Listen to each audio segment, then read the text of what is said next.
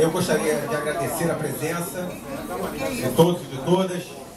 Infelizmente, o nosso querido senador Saturnino se encontra gripado hoje, não vai poder promover a mediação do debate. Por conta disso, pro azar de vocês, quem vai ter que fazer isso sou eu. Então, meu nome é Marcelo Barbosa, eu sou coordenador executivo do Instituto Casagrande. Bom, companheiros, inicialmente, eu queria falar um pouco aqui da alegria que a gente tem nessa noite de poder, mais uma vez, transformar esse espaço aqui numa casa comum das esquerdas. Né? Existe uma tradição nesse sentido, disso aqui, congregar não só as esquerdas, mas congregar também as forças democráticas de uma maneira geral. Foi assim na luta contra a censura, foi assim na primeira reunião que houve das diretas já, né, no Rio de Janeiro, que foi feita aqui. Então, esse evento hoje honra uma cara tradição nossa e nos deixa extremamente satisfeitos. Em nome desse espírito digamos assim, de fraternidade entre a esquerda, eu queria fazer uma lembrança de uma pessoa que eu acho que reunia essas características dentro de si. Né? Eu me refiro ao companheiro Antônio Neiva, né, que nos deixou recentemente.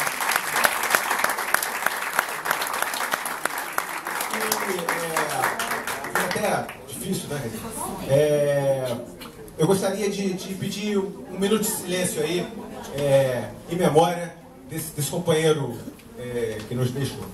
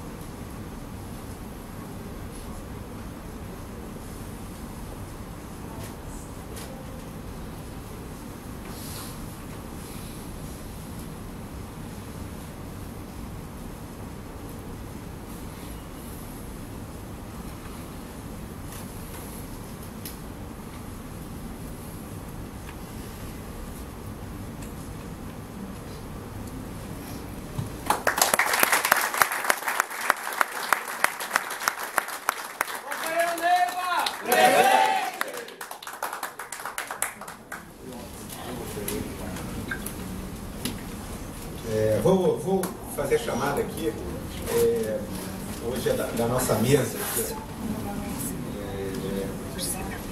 O representante do PCdoB, o companheiro João Batista, ainda não chegou, mas ele confirmou, deve estar a caminho. Então a gente monta a mesa, os debatedores, os primeiros expositores começam a fazer suas falas e ele certamente se somará aqui ao nosso evento. Bom, vamos chamando aqui. Presente, companheiro Darlan Montenegro, da Consulta Popular, que está substituindo aqui o Ricardo Gebrinho, que não pôde vir.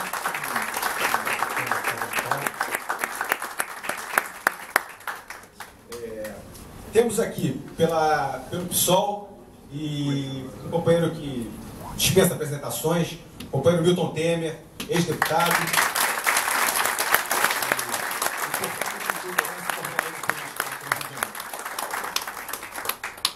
Queria chamar também o representante do Instituto Brasileiro de Estudos Políticos, o companheiro Pedro Celestino, por favor.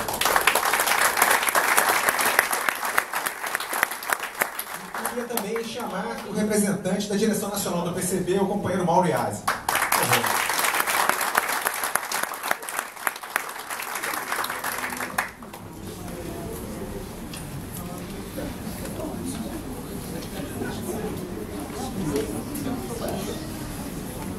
Bom, a sistemática do debate vai ser extremamente simples. Os expositores realizam uma primeira intervenção, 15 minutos, né? Um pouquinho mais às vezes, mas pode ser uma certa licença poética que a gente chama aqui. E em seguida, ao fim das intervenções, a gente promove o nosso tradicional debate aqui com as pessoas da plateia presente aqui hoje. A gente não combinou previamente quem é que começa, quem é que... Mas eu sugeri o seguinte, deixa eu fazer uma... Bom, pela ordem aqui de... Você pode começar, Milton? Ok? Vamos passando assim, fica mais fácil. Tá bom? Então, vou passar aqui para o nosso querido Milton Temer, meu eterno capa preta. Bom, boa noite, camaradas. Está todo mundo ouvindo bem? Porque hoje me dei conta, me honraram no velório do Neiva com uma intervenção. E pela primeira vez alguém pediu para eu falar mais alto na minha intervenção, então geralmente, como pedem silêncio quando eu estou falando, então agora eu quero saber se eu estou no tom. 15 minutos para cada um, deixa eu me marcar aqui. Bom, o tema, já apresentou o tema pelo que me convidaram, o tema é o PT visto de fora. Isso. Eu particularmente não gosto. Hein? Autoexplicável é o tema. Bom, eu vou falar em pé, eu não gosto de que uma boa parte da intervenção certamente não vai ser airosa, mas outra parte vai ser, porque quando se coloca a falar de fora do PT, eu quero saber que PT nós estamos nos referindo. Porque quando a gente diz PT, eu particularmente me refiro à situação atual, em todos os textos que faço, em todos os escritos que faço, enfim, postagem de Facebook, eu me refiro ao neo-PT. Porque esse PT que está hoje operando, para mim, é produto de um processo de transformismo que tem que ser explicado.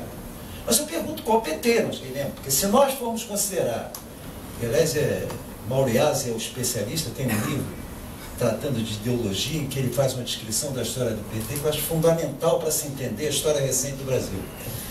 Mas eu pergunto que PT nós estaríamos nos referindo, porque é o PT da sua fundação que nasce no momento de, enfim, ebulição mundial, um momento em que começa uma disputa de abertura democrática, não só no Brasil, como inclusive na União Soviética, fim de ditadura, ascenso de um novo tipo de movimento sindical, um movimento de diretas já, um movimento, enfim, de politização da política, que já vinha desde a campanha da anistia.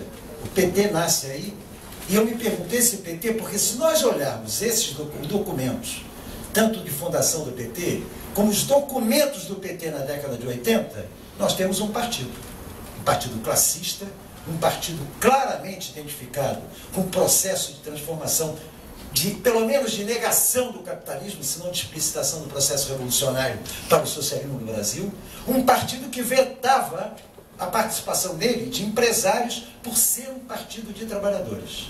Era um partido classista na mais pura expressão da palavra. E esta expressão, durante toda a década de 80, eu inclusive não participava da primeira fase do PT até a campanha de Tancredo, porque entendia que naquele momento a nossa luta era outra. Era a luta para pôr fim à ditadura, e a frente democrática existia muito mais do que a identificação ideológica de cada um. E boa parte dos comunistas, inclusive, estavam nessa lógica. Mas o PT, que chega à campanha de 89, e é um PT que eu já estava inscrito a partir de 88, é um PT diferente daquele que sucede 89. 89 nós temos a campanha da esperança contra o medo.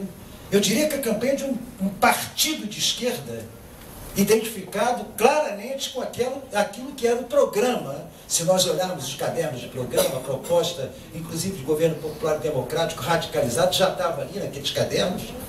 Enfim, uma campanha organizada de mobilização, uma campanha cujo último comício aqui na Candelária teve dimensões do comício da direta, o comício do Lula, na véspera dele partir para aquele fatídico debate, posteriormente manipulado pela TV Globo, e que teve uma influência muito grande para a eleição de Collor. Esse é um PT, que falando dele eu só posso tecer loas. Começa um outro PT a partir daí. Um PT de uma certa, que eu chamo da primeira decepção, é um PT em que Lula começa a apontar para alguma coisa que depois se revela fundamental contra o PT. É quando Lula parte para um governo paralelo, que era uma ideia muito boa, mas que na verdade já trazia embutido a consolidação de algo que o afastava do partido naquele momento, que era o Instituto Lula. Ele criava um instituto que começava a operar à parte e que começava a pensar novas formas de campanha diferentes daquela de 89. Até porque, entramos aí, acaba toda a perspectiva de mudança no leste europeu com o desmoronamento da União Soviética, o desmoronamento do PECOS, que de uma certa forma, pelo que eu vi nas festividades de 7 de novembro, parece que se começa a se recompor. Camarada Putin, né? O Mauro me corrige aí.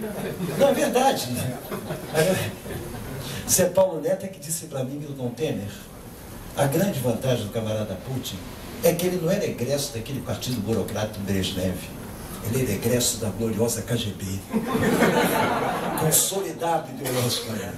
Bom, mas ali se desmorona e, evidentemente, a esquerda entra num clima de perplexidade brutal. É quando a história acaba, é quando Marx vai definitivamente enterrado, é como, enfim, estaria firmada a hegemonia de uma paz definitiva, sem conflitos, até que, de repente, a gente se dá conta que existe um poder maior no imperialismo, que é o complexo industrial militar, que não vive sem guerras e começa a provocar um período de guerras regionais muito piores do que a que haviam durante o período da Guerra Fria que nos antecedia. Este PT que vem se ajusta a essa decepção e essa perplexidade. Mas ainda guarda uma certa identidade de luta, de mobilização, de militância. Era algo importante, seus quadros tinham expressão real de luta política. Até que chegamos à campanha de 94. E na campanha de 94 é outro PT que vai começar depois dela. Porque aí se dá a segunda grande decepção, digamos, daquilo que é fundamental para o PT, que é a campanha lulista. E é bom botar Lula, porque quando se fala PT, não se pode deixar de falar de Lula, que independentemente da expressão social que esse partido teve durante 2 décadas, o fator decisivo durante todo esse tempo era a vontade do Lula. Que, até 94, encontrava um certo confronto, e o Mauriácio vai me corrigir se isso não for verdade, mas havia um certo confronto entre a geração 68, representada em Zé Dirceu e Vladimir, que disputavam uma referência do partido contra aquilo que vinha do movimento sindical. Entra, a partir do começo da década de 90, na executiva, começam a vir para a direção do PT algumas lideranças sindicais, as acomodadas, porque as combativas estavam lá na primeira executiva, as acomodadas, as que já queriam buscar uma forma de ajuste, entravam por uma lógica que eu diria, onde se afirmava uma espécie de sindicalismo americano, distinto daquilo que o PT foi na sua origem. Porque o PT, na sua origem, tinha muito mais identidade, e o próprio sindicalismo que orientou, como que havia sindicalismo na Europa, em que, principalmente nos países de tradição de luta, como a França, sindicatos têm marcação clara, como na França, na Itália, marcação clara com a posição partidária, ideológica. Os sindicatos em que estavam os comunistas, os sindicatos que estavam os socialistas, e até os sindicatos onde estavam os liberais. E o PT tinha essa marca, mas eu tenho aquela sensação que começa uma espécie de americanalização do PT a partir disso. Quando começa a prevalecer no partido muito mais uma visão sindical corporativa do que propriamente aquela visão mais avançada que tinha justificado para os sindicalistas de 80 a criação do partido, que era a necessidade da universalização da luta, ao escapar dessa, enfim, dessa fragmentação da luta corporativa. A decepção de 94 vem com a perplexidade da vitória do plano do chamado Fernando Henrique, coagnada para a direita da social-democracia definitivamente, e o Plano Real.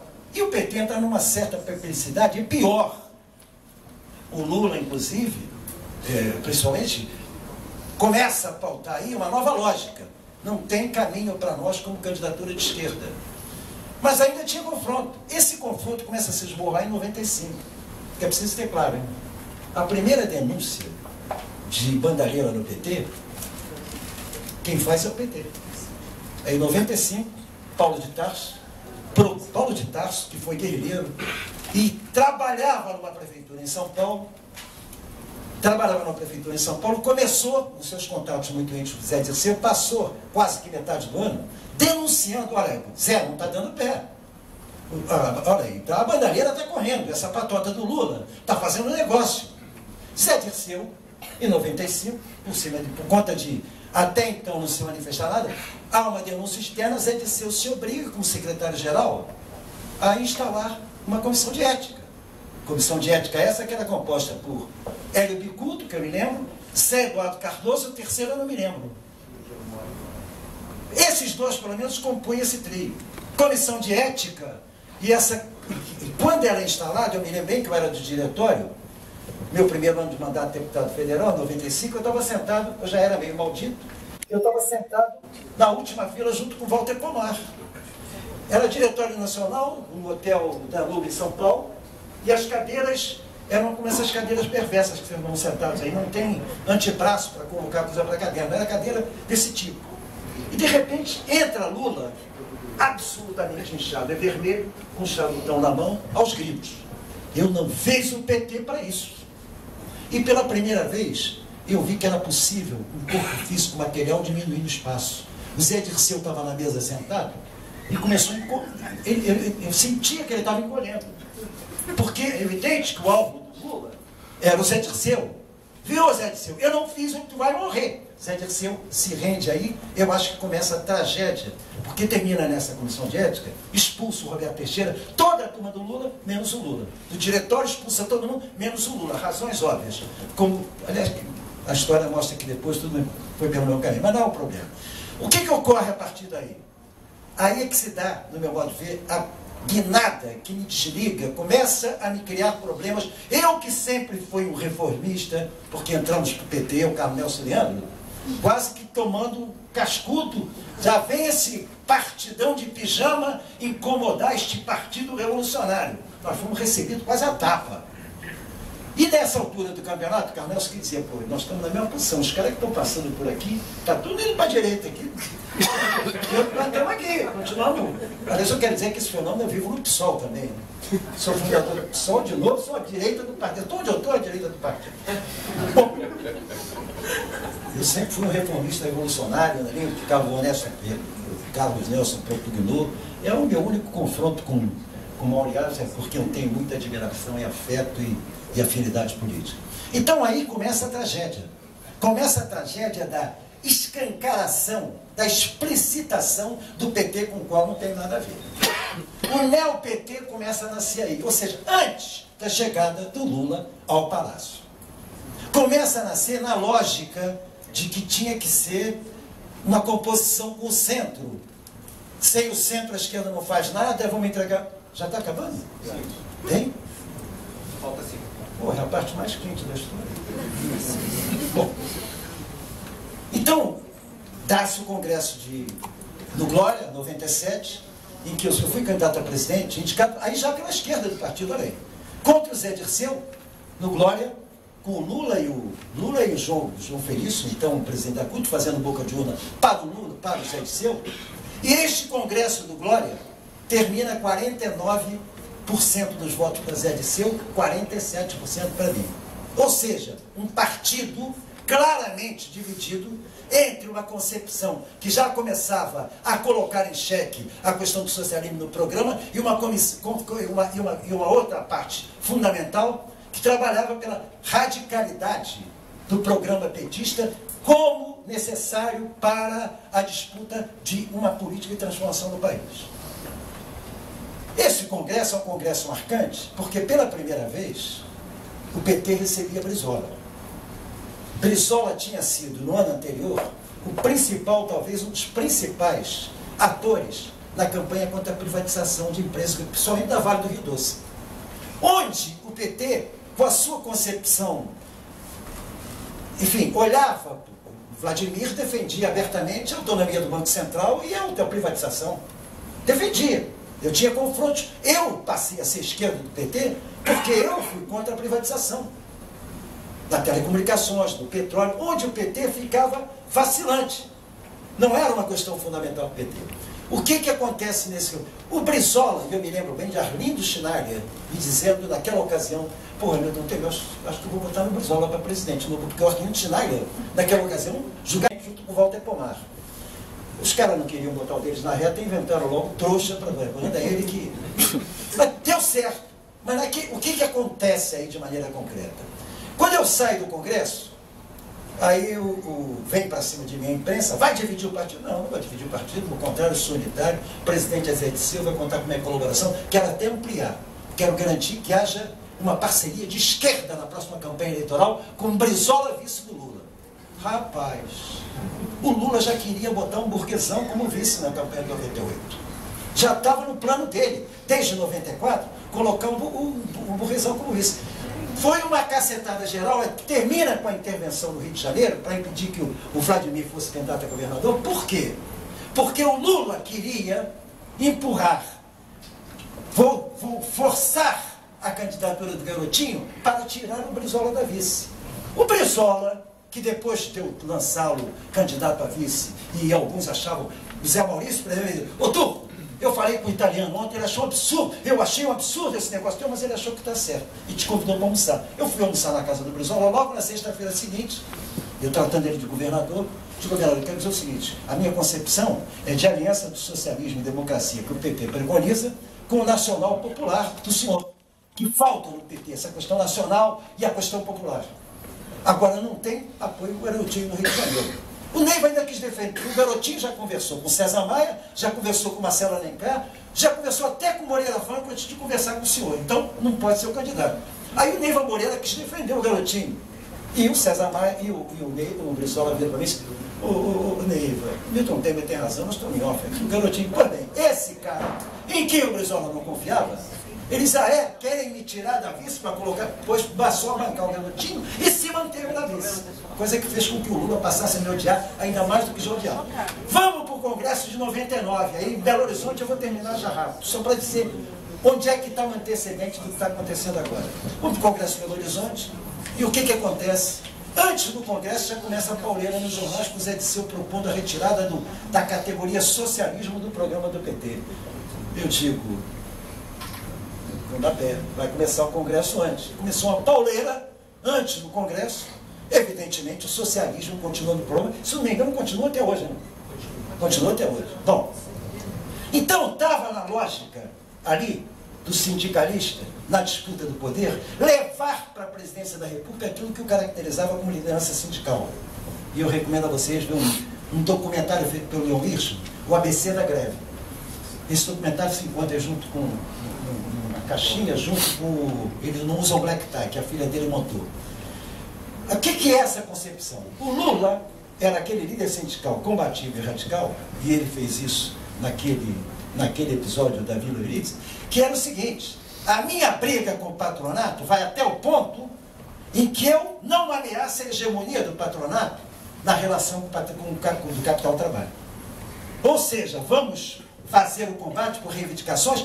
Então, como ele lá atrás tinha conseguido interromper uma greve para a qual todo o estádio estava preparado, e ele na última hora coloca até o alemão, que na época era radical, depois virou PSDB, para defender a posição de retirada da greve, essa cabeça já estava começando a ser transposta para a candidatura à presidência da República. O Lula já vem para a presidência da República para algo, é aí que eu começo a parte final, juro, é aquele colher de chá.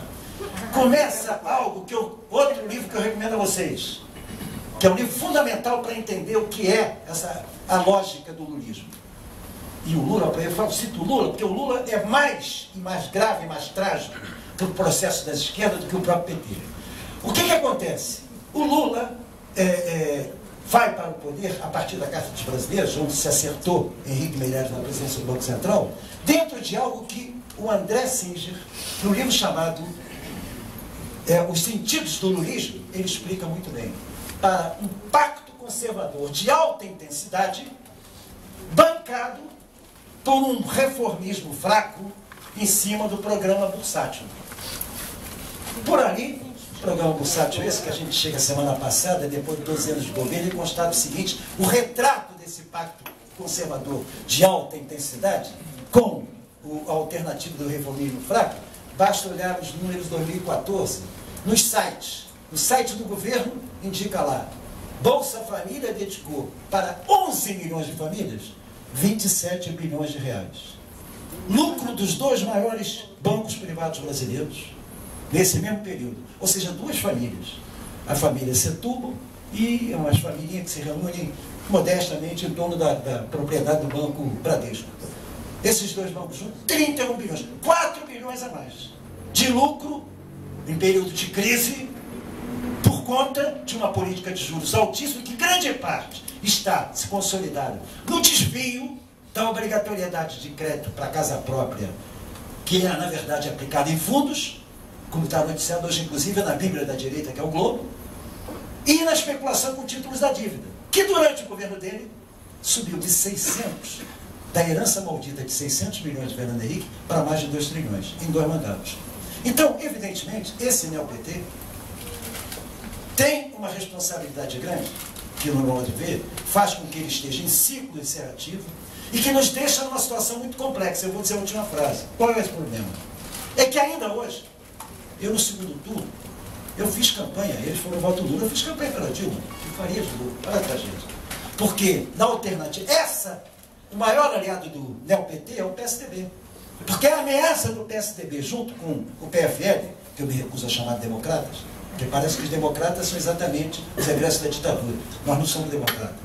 Então, a ameaça deles faz com que grande parte de nós, acredito, votasse no segundo turno em Dilma, exatamente com medo daquilo que ocorreria, não no programa, mas fundamentalmente na questão da política externa brasileira. Então, o que eu preconizo hoje? Eu hoje vejo uma saída.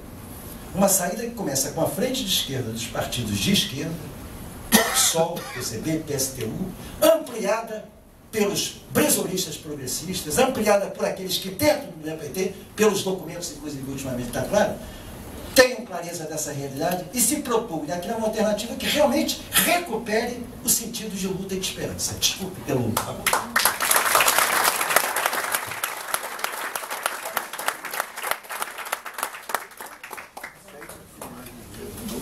Bom, pessoal, antes de passar aqui para o nosso Mauro, eu queria anunciar, hoje eu fiz um anúncio triste, né? Agora eu vou fazer um anúncio alegre. O nosso querido Moisés do Casagrande, né, no dia 27 agora, vai estar completando 80 anos. Como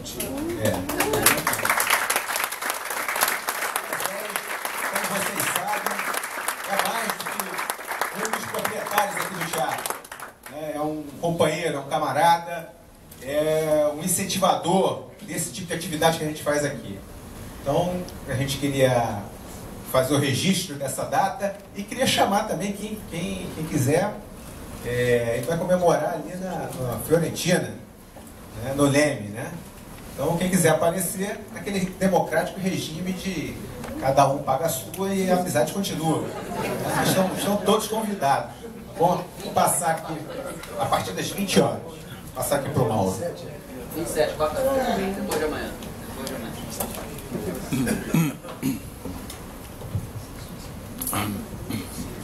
Bom, boa noite a todos e todas. Aqui em nome do Marcelo, queria cumprimentar o Instituto, a iniciativa, a continuidade desse tão importante espaço de debate, de troca de opiniões, principalmente de reflexão, né, sobre o nosso país e os rumos numa perspectiva que eu acho que unifica a todos nós. Falar do PT desde fora também tem uma situação comum aqui com o meu amigo camarada Milton, né? É um olhar também de quem que já foi de dentro, né? E que fez isso um objeto de estudo. Então, não é assim um olhar tão estrangeiro sobre esse fenômeno. Mas para pegar impulso, né, para pensar no PT na situação que se encontra, na sua perspectiva futura, nós marxistas gostamos de voltar um pouco atrás, né?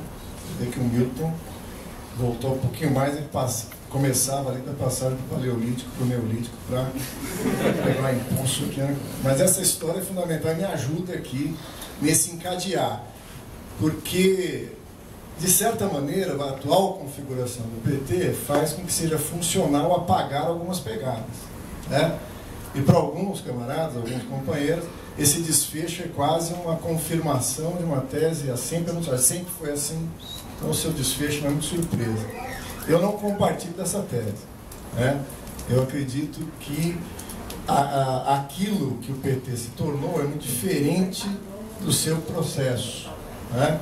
Como dizia o Marx, o produto esconde o processo, né? E muitas vezes a gente acaba deixando de perceber esse movimento que para nós na reflexão é o mais importante. Como é que ele se tornou o que se tornou?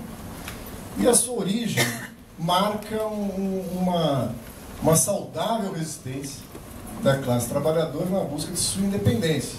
Ele está ligado diretamente ao movimento de luta dos trabalhadores, das greves no final dos anos 70, início dos anos 80, da crise da autocracia burguesa, né? E ele é, de certa maneira, a organização política que emerge, né, no trânsito do processo de democratização para se tornar a principal referência e o protagonismo político de um período que hoje eu acredito que está se encerrando. Mas também há um consenso entre aqueles que estudam o Partido dos Trabalhadores e que refletem sobre ele, mesmo com sinais diferentes, positivo ou negativo, que é a constatação que aquilo que hoje se apresenta é muito distinto da sua origem, né? Então essa transformação que anunciava aqui o Milton, ela é visível, né? Lógico que alguns vão chamar isso de um saudável amadurecimento, né? E outros vão entender isso como um processo de distanciamento de princípios originais que deveriam ser mantidos. Mas, como a gente tem pouco tempo, né, eu vou aqui me ater a essa metamorfose no que diz respeito ao desenvolvimento da estratégia do PT, das suas formas de organização escolhidas, que, ao meu ver, explicam o momento atual, né? Já adianto que eu acredito que o que nós estamos vivendo é o desfecho esperado, ainda que não fosse o único possível, mas é possível compreender esse desfecho pelo caminho e pela orientação estratégica que o Partido dos Trabalhadores resolveu escolher e trilhar. O PT começa por uma afirmação de uma clara contraposição à estratégia adotada pelo PCB nos anos 50 e 60, né? Principalmente aquela que se consolida a partir do 5º Congresso do PCB, né? Isso está diretamente dirigido à crítica do que se chamaria de etapismo, né? O PCB, ao defender uma estratégia democrática nacional, acreditava que o Brasil teria gargalos no seu desenvolvimento enquanto país capitalista, o que justificaria a famosa tese consagrada na Terceira Internacional de uma etapa democrática nacional, que é uma etapa preparatória de uma revolução socialista. E isso e essa visão levava, por uma série de caminhos, a uma aliança com a burguesia nacional, a afirmação de uma existência da burguesia nacional. E o PT, já no seu 4º ou 5º encontro, procura demarcar isso. O PT não defende e polemiza, nega a validade de uma estratégia democrática nacional que veria na burguesia um aliado estratégico da Revolução Brasileira, né? Mas, interessantemente, quando a gente vai estudar isso, aqui nós estamos diante de uma superação parcial. O PT afirma claramente, e é fundamental para ele afirmar isso, e afirmar mais do que isso, porque isso, mais do que uma aliança com a burguesia, levaria à ilusão de que seria possível uma etapa democrática do capitalismo, e propõe como horizonte da Revolução Brasileira o socialismo. Está escrito lá nas teses do 4º e do 5º Encontro Nacional. No 5º ainda é mais preciso, porque isso aponta para uma estratégia, que é o que nos interessa aqui, né? Para extinguir o capitalismo, iniciar a construção do socialismo, é necessária uma ruptura política radical. Estou aqui citando o 5º Encontro, né? E no caminho dessa ruptura radical, também se aponta que, nesse processo de ruptura, é necessário que a classe trabalhadora se torne hegemônica e dominante no controle do Estado. Ainda afirmando um procedimento bastante ortodoxo, porque afirma que nenhuma transformação social, nenhuma revolução teria se dado sem a quebra do poder político da burguesia e a constituição do Estado dos Trabalhadores. Né? Isso está bastante claramente formulado no 5º Encontro Nacional, que é de 1987. Ora, o que ocorre é que há uma profunda inflexão nessa estratégia que propunha se operar através daquilo que os nossos companheiros da DS, né, chamavam de teoria da pinça. Um braço ocuparia os espaços institucionais, enquanto o outro braço seria dos movimentos sociais, do movimento sindical, né, da luta pela terra, da luta por direitos, né, que acumularia do ponto de vista de um movimento socialista de massa, é assim que se determinava, que seria a base que refletiria naqueles acúmulos institucionais. E pinça por quê? Porque a ideia de que isso se fecharia em algum momento na conquista do governo federal, que permitiria desenvolver reformas estruturais entendidas no corpo do projeto democrático popular como um conjunto de medidas antimonopolistas, antilatifundiárias, anti-imperialistas, que levariam aos limites da ordem burguesa e o início já da construção do socialismo. Né? Uma frase, o nosso companheiro Plínio da Arruda Sampaio gostava de dizer que os elementos do projeto democrático popular e a construção do socialismo eram elos inseparáveis da estratégia do PT. Né? E ainda que o Carlos Nelson, né, aquela grande corrente de 3 pessoas, né, o Carlos Nelson, o Conde e o Milton, e o Léo Lins era a base. Era a base, era a juventude. Mas apesar da recepção não tão calorosa, veja aí que está um centro, né? Porque muita gente acha que o Carlos Nelson entrou no PT para poder fazer, né, a direção se convencer de uma estratégia reformista, né? Não é bem isso, né? Mas veja que essa formulação procura articular as dimensões da estratégia e da ruptura. Não é? Ora, o que ocorre entre essa afirmação de caráter revolucionário, né, e o perfil que passou a dominar? Essa inflexão tem um ponto-chave, e esse ponto é o 7º Encontro Nacional. Mas não é apenas uma inflexão que boia no nada. Tem 2 grandes processos históricos, um internacional e um nacional, que explicam um momento de derrota da classe trabalhadora e que incide sobre o PT e sobre suas formulações. Um foi citado aqui, a crise da União Soviética e o seu desmonte. E outro é o processo de reestruturação produtiva do capital, né, que quebra a organização de base nas grandes fábricas, numa mudança de geração, né? Então, uma geração que vai sair das administrações municipais, para a construção do partido, para o movimento sindical, e uma nova geração entra já sob o controle de uma reestruturação bastante profunda do capital nos locais de trabalho. Esse processo gera uma crise política da classe trabalhadora como um todo. Mas ela incide sobre o PT de uma maneira muito particular. Por quê? Porque é um momento em que o Partido dos Trabalhadores, do ponto de vista de sua expressão institucional, aquele um lado da pinça, tem conquistas de cidades importantes, né? Prefeituras de capital, uma bancada de deputados federais, cresce a bancada de deputado estadual. Então, não sei se vocês conhecem aquele pessoal que é do Espírito Santo e tal, que do Rio de Janeiro deve conhecer, aquele caranguejo, né, que tem uma patola enorme de um lado, uma patinha do outro. Então, a estratégia acaba assumindo essa forma, né? Um crescimento institucional muito grande e uma crise no movimento socialista de massas, como se esperava. Isso combina com a possibilidade não distante de uma vitória eleitoral. Então a discussão que o PT faz nesse momento é que se é possível, sem a correlação de forças necessárias para implementar a integralidade do poder democrático popular, almejar chegar no controle do governo federal. Eu lembro que o Genuíno fez uma fala uma vez em que ele dizia isso: não só é possível, como é desejável.